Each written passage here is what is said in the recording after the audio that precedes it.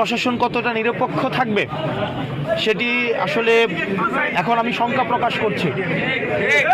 পর্যাপ্ত যুক্তি, পর্যাপ্ত তথ্য থাকার পরেও আমাদের একজন প্রার্থী উনি ব্যাংক ডিফল্টার, উনি উইলফুল ব্যাংক ডিফল্টার, উনি একাধিক আর্থিক প্রতিষ্ঠান থেকে বিগত বিভিন্ন সময়ে উনি লোন নিয়ে সেটি আর ফেরত দেয়নি।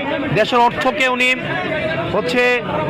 তছরুফ করেছেন এবং ব্যাংক ডিফল্টার হওয়া সত্ত্বেও উনি সেটিকে, এই তথ্যটি যখন গোপন করে এবং হাইকোর্ট স্টে দেওয়ার তথ্যটি যখন গোপন করে, এটি ব্যক্তিগত তথ্য গোপনের পর্যায়ে পড়ে এবং আমাদের নির্বাচনী আচরণ যে বিধিমালা রয়েছে সেখানে স্পষ্ট উল্লেখ আছে, কোনো প্রার্থী যদি ইচ্ছাকৃতভাবে তার তথ্য গোপন করে হলফনামায় উল্লেখিত, তাহলে সেটি তার প্রার্থিতা বাতিলের যে বিধান রয়েছে। কিন্তু আমরা দেখতে পেয়েছি এমপির দিকে ঝুঁকে গিয়েছে।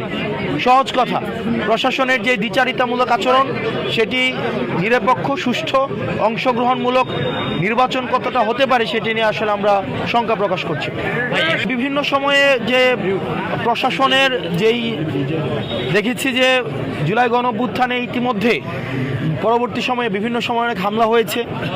আমরা দেখেছি হাদি ভাইকে নির্মমভাবে হত্যা করা হয়েছে, স্পষ্টভাবে প্রমাণ থাকা সত্ত্বেও আমরা এখনো পর্যন্ত দৃশ্যমান কোনো ধরনের ব্যবস্থা নেয়নি।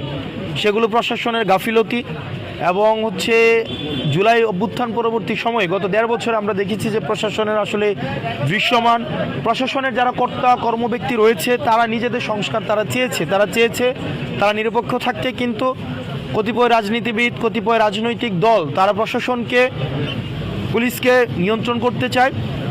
সেই জায়গা থেকে পুলিশ কমিশন, অ্যাডমিনিস্ট্রেটিভ কমিশন ঘটিয়ে হলেও সেটা এখনো পর্যন্ত আলোর মুখ দেখতে পায়নি। তো এই নির্বাচনের মধ্য দিয়ে প্রশাসন আসলে কতটা সংস্কার হয়েছে বা হয়নি সেটির আসলে বহিঃপ্রকাশ ঘটবে।